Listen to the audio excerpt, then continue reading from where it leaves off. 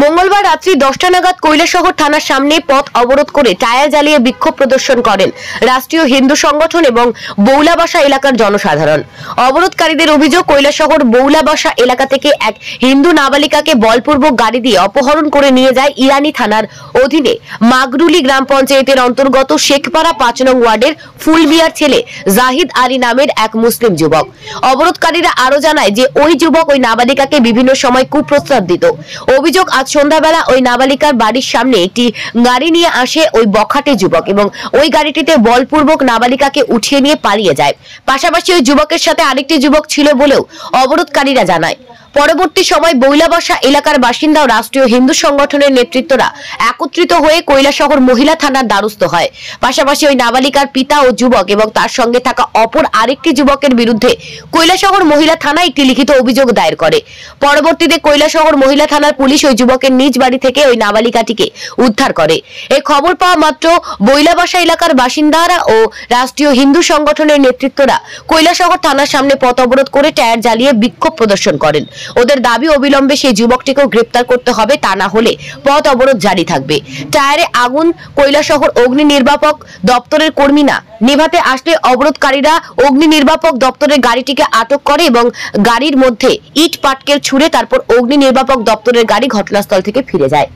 পরবর্তী সময় ওই নাবালিকাটিকে কৈলাসহর মহিলা থানার পুলিশ কৈলাসহর মহিলা থানায় নিয়ে আসতে পুলিশ ওই নাবালিকাটিকে থানাতে ঢোকানোর সময় বাধার সম্মুখীন হয়।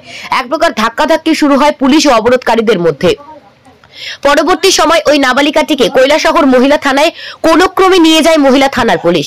অবরোধকারীদের দাবি, আমরা নাবালিকাটিকে চাই না, আমরা চাই যাতে পুলিশ প্রশাসন ওই যুবকটিকে গ্রেপ্তার করে কঠোর থেকে কঠোরতম শাস্তি প্রদান করে, আর তা না হলে আরো বৃহত্তর আন্দোলন গড়ে তোলার হুঁশিয়ারি দেন অবরোধকারীরা। ঘটনার খবর পেয়ে ঘটনাস্থলে ছুটে আসে কৈলাসহর মহকুমা পুলিশ আধিকারিক জয়ন্ত কর্মকার।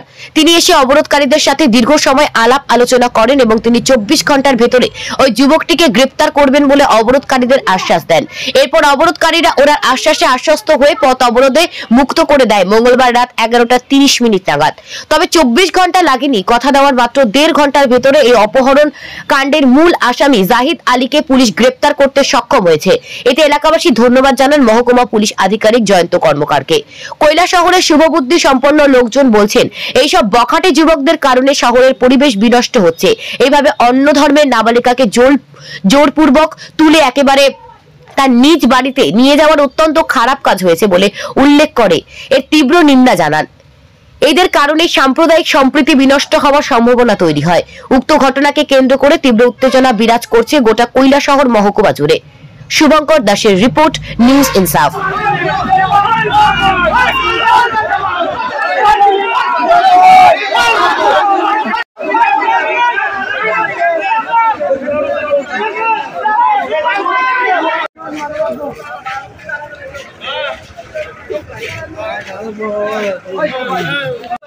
पुलिस प्रशासन है, पुलिस